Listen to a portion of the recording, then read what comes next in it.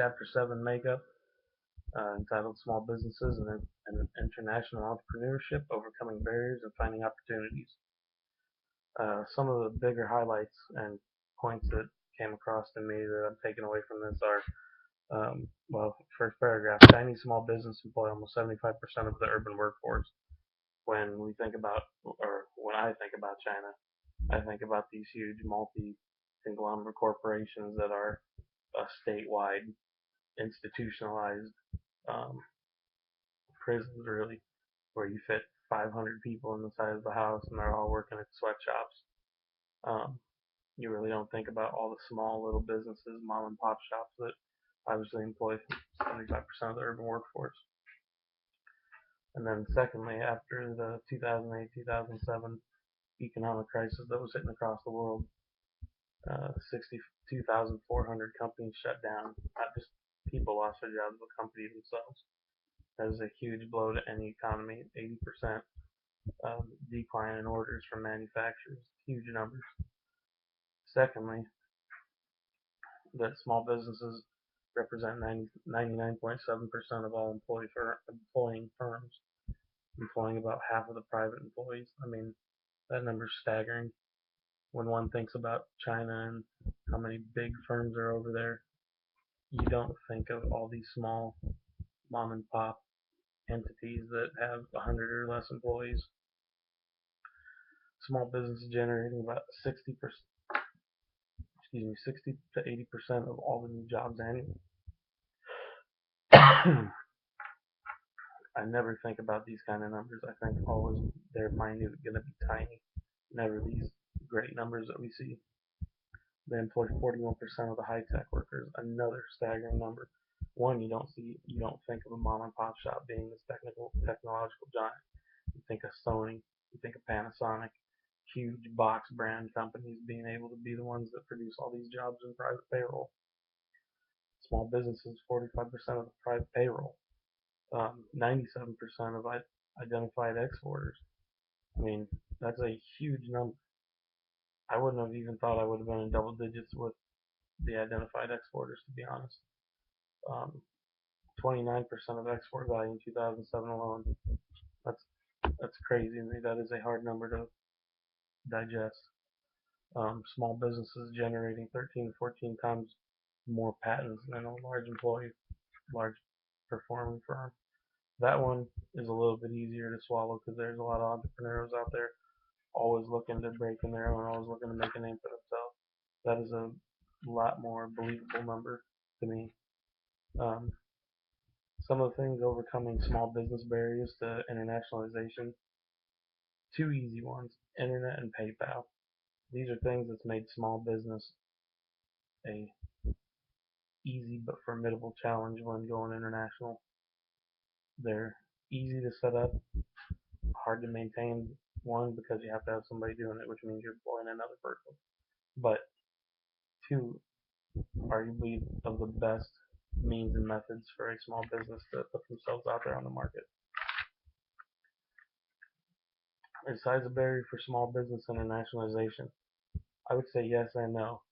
And the reason I say that is because of what market you're going into. I would say yes, it is a barrier if you're going to go into the car market or the tech market. I mean, even though the percentage we just seen was 41% tech jobs, I'm talking as production tech, as in building TVs, building computers, things like that. That is where I see a small business having a barrier to industrialization, or at least, if not a barrier, a harder chance at surviving. Where I don't see them having a barriers as new products, new industrializations, new gadgets, new inventions. These, I think, is where small business is just flourishing. They have the ease of breaking into a market because nobody else is doing it. Nextly, small business advantage. As I said earlier, um, PayPal make it easy to pay any type of credit card services. And second, the internet.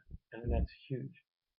You can go get a kid off the street to run your internet marketing. Internet PayPal.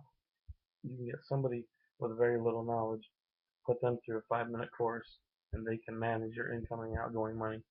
Essentially, be your office and accounting manager with just certain simple steps like these.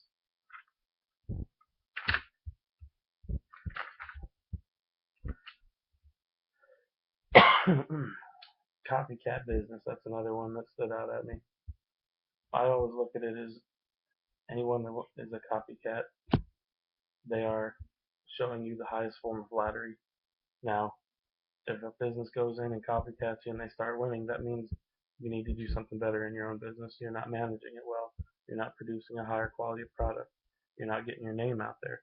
Um, any one of those, or any a multitude or combination of one of those, you don't have the right contacts. You need better contacts, so on and so forth. If you're getting a copied product and they're doing better, it's for a reason. Re-examine yourself, turn it around, and see how much better you could do.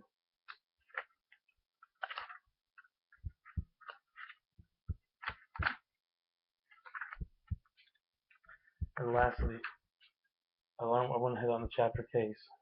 Argak Microcredit Organization in Armenia. Um, Mariam, I forget how you say her last name, Isayan, I believe she was an innovator. She came to the women with a humbled stance, wanted to help them do business. Um, she got below where these women were, so these women didn't view her as a higher presence. They could come down to their level and actually do business, talk, learn from her. Commercial funding, I don't think it would have been in Miriam's best interest to go national or to go and sign up as a charitable group, because then she relinquishes all control over everything she's done to build that company up or to build that group up itself. Um, as far as the default loan rates, I believe truly that there's a reason for those low default loan rates, and it's because it gave these women an empowerment. They wanted to do great. They had more than an intention to do great. Their own name and their own sense of wrongdoing and right doing is what kept these people going back. And I'm pretty sure the 2% of people that defaulted, these women, if they could have done it differently, I believe those other 2% would have. Because they had such a downtrodden life, this was their biggest way to get out and actually make something, make it better for themselves. I don't think we would have seen any 1% or 2% if we could let those guys do it over and let those women perfect their method. I think if they got a second chance, they'd be able to pay back that and more.